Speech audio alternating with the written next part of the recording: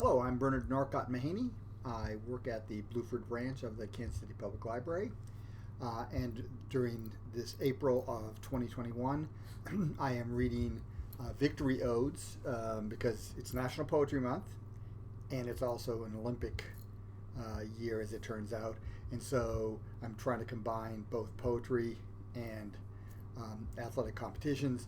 And the Greeks had a form of poetry, choral odes, which were used to celebrate victories often. And a man named Pindar basically made his living by being a poet for hire, and he'd go around and get people, generally wealthy people, often kings, to hire him to compose an ode that would be sung by a choir in honor of a victory that they won at the Olympic Games or at the Nemean Games or one of the other athletic contests. So the today we're going to look at Olympia poem number 7. This was composed, or the event at any rate took place at the Olympics in 464 BCE. It is for Diagoras of Rhodes, who won in boxing. So boxing was one of the competitions at the ancient Olympics. Diagoras of Rhodes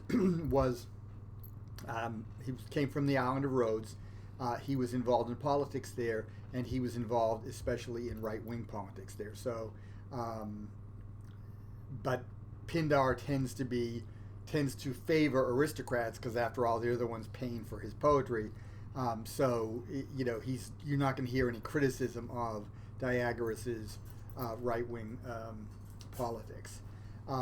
Pindar, in this poem, shares the myth of Tlepolemus and the founding of Rhodes, the inauguration of fireless sacrifices on Mount Atiberian, and the birth of Rhodes itself, the island, from the sea. All three of those events were happy outcomes from mistakes. So these were things that weren't expected to happen that happened.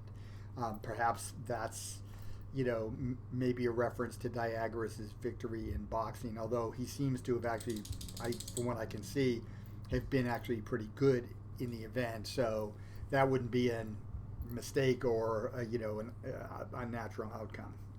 So this is Olympia 7 for Diagoras of Rhodes, winner in boxing. As a man takes in his rich hand a bowl bubbling inside with the wine's dew, and shall give it to his daughter's young bridegroom to pledge him from one home to another, all of gold, crown of possessions, joy of the revel, and honors his bridal, and makes him to be envied before his dear ones for his wedding in which two hearts are one, so I too pass flowing nectar, the muse's gift, sweet fruit of the heart, to men who win prizes and make them glad. To winners at Olympia and Pytho, happy is he who is held in good report. Beauty, who gives strength to life, turns her eye now on this man, now on that, with the harp often and the flute's music in every key. With both I have landed in Diagoras' company, chanting the sea maiden, Aphrodite's child, and the sun's bride, Rhodes, that I may praise a straight fighter, a towering man, crowned at Alpheus for his boxing, and at Castalia, and his father Demagetus, who gives pleasure to write, on a three-towned island, with the ship's beak of broad Asia for neighbor. They dwell among Argive spears. For them I have a message, and wish to set straight from the start from Tlepolemus, a tale that belongs to all the race of Heracles, whose strength spreads far. For on their father's side they boast themselves from Zeus, though their mother, Astidamea, though they are sons of Amintor. About the wits of men hang faults past number, and there is no way to discover what now and in the end is best for a man to get. For once at Tiryns, the founder of this land, in anger, slew with a hard olive staff Alcmena's brother Lycimenos, when he came from Medea's chambers. The heart's confusions send even a wise man astray. He went to the god and questioned his oracle. From his sweet-scented shrine, The golden-haired told him to sail straight from Lerna's shore to a sea-girt pasturage, where of old the great king of the gods soaked a city in golden snowflakes, when, by the craft of Hephaestus and his bronze-beaten axe, from the top of her father's head, Athena jumped out and cried with a monstrous shout, and the sky shuddered at her and Mother Earth. Then the god who gives light to men, Hyperion's child, bade his loved sons look to their coming tasks. Be first to build a manifest altar for the goddess, make holy sacrifices, and rejoice the father's heart, and the daughter's the lightning-speared. If forethought is honored, it casts prowess and joy among men. But past calculation comes a cloud of forgetfulness and drags the straight path of duty away from the mind. They went up without the seed of flaming fire, and with sacrifices unburnt made a holy place on the mountaintop. Zeus gathered for them a tawny cloud and rained much gold, and the bright-eyed one gave to them every craft to surpass earth-dwellers in hands most skillful at labor. Streets carried their works like to living creatures and walking, and deep was their glory. In skillful hands art is better without guile. The ancient tales of men report that when Zeus and the Undying Ones portioned the earth, Rhodes was not yet to be seen in the sea's water, but an island was hidden in the salty depths. The sun was away, and no lot was declared for him. They left him without a portion of earth, a god undefiled. When he spoke of it, Zeus was for ordering a second cast, but the sun forbade. For he said that in the gray sea he saw swelling up from the bottom a land with much food for men and friendly to flocks. Straightway he told gold-veiled Lachesis to lift her hands and not betray the great oath of the gods, but with Cronus' son to grant that, when it was sent to the bright air, it should be his special gift henceforward.